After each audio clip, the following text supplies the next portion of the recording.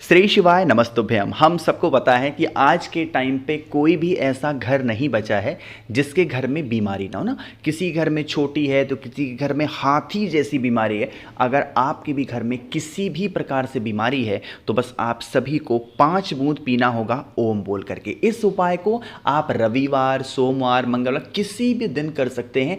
हफ्ते में एक बार आपको रेगुलर वे में करना होगा, ठीक है ना। बड़ा ही अलग सा और बहुत ही प्यारा सा उपाय है। इससे पहले हमने इस उपाय को बताया था लेकिन उसका तरीका अलग था, 7 बार पानी पीने वाला। लेकिन ये जो उपाय है इसमें आपको ओम बोल करके पानी पीना है। कैसे करना है समझिएगा। देखो, इस उपाय के लिए हमें सबसे पहले ज़रूरत पड़ेगी इस प्रकार से कोई से भी पात्र की। मैं कोई से भी पात्र का नाम इसलिए ले रहा हूँ कि आप चाहो तो ऐसे तांबे का लोटा ले सकते हो, आप चाहो तो ग्लास ले लो, आप चाहो तो कटोरी ले लो। कहने का मतलब है कि आपके पास में जो भी चीज़ें हों घर में उसका इस्तेमाल कर सकते हैं, ठीक है ना। अब क्या करना है, आपको जाना है जहां पर भी आपके घर में आरओ लगा है, आरओ नहीं लगा है, नल होगा, टोटी है, समरसेबल है, कुछ भी है जहां से पीने का पानी आप लोग इस्तेमाल करते हो, है ना। वहां पे उस स्थान पे जाना होगा। थोड़ा सा तरीका समझेंगे।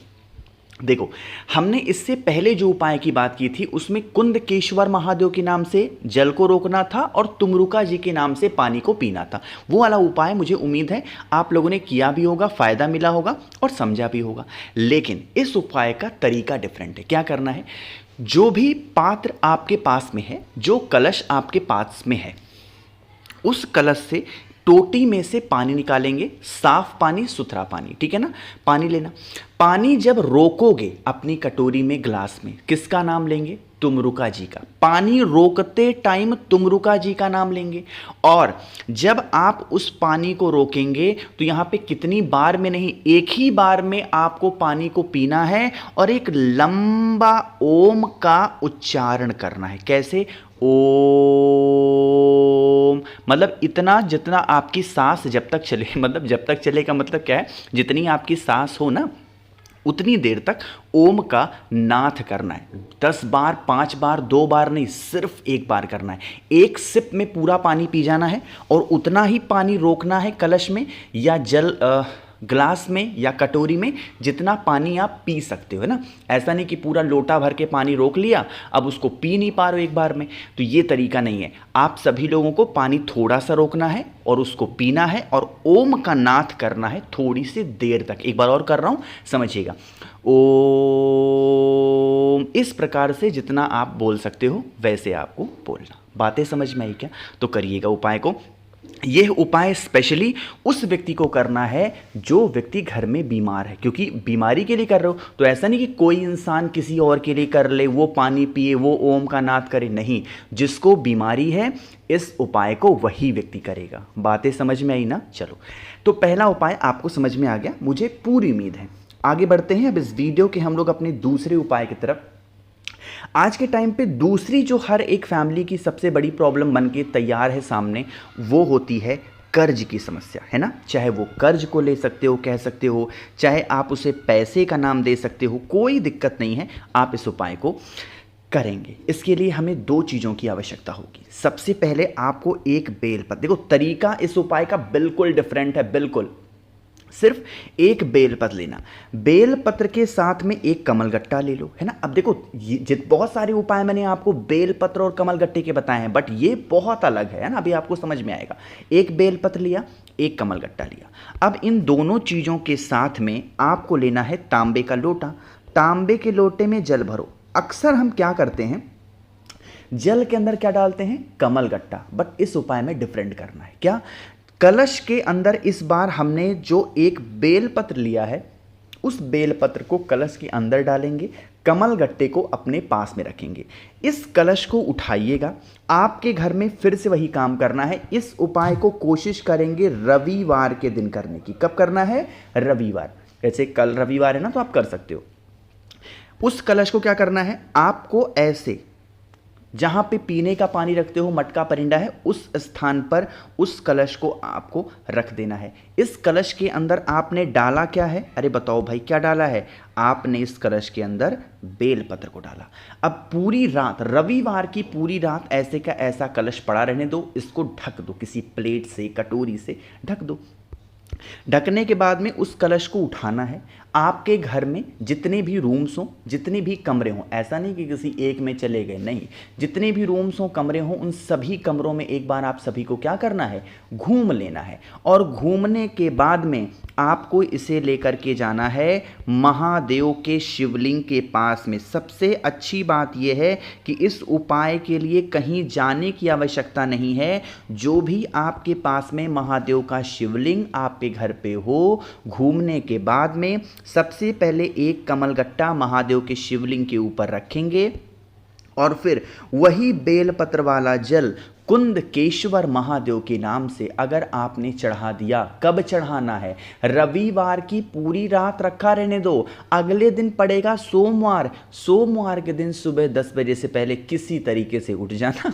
जैसे बहुत सारे लोग की हैबिट होती है 10 बजे के बाद उठते हैं, तो इसलिए कह रहा हूँ कि सोमवार के दिन किसी तरीके से सुबह 10 बजे से पहले उठ जाना और इस उपाय को करके देख लेना। साल भर धन की कमी आपके घर में कभी नहीं होगी। एक बार इस उपाय को सिर्फ करके देख लो, आपको बहुत अच्छा लगेगा, ठीक है ना, करिएगा। तो यहाँ पे हम लोगों ने 2 उपाय की बातें कर ली है।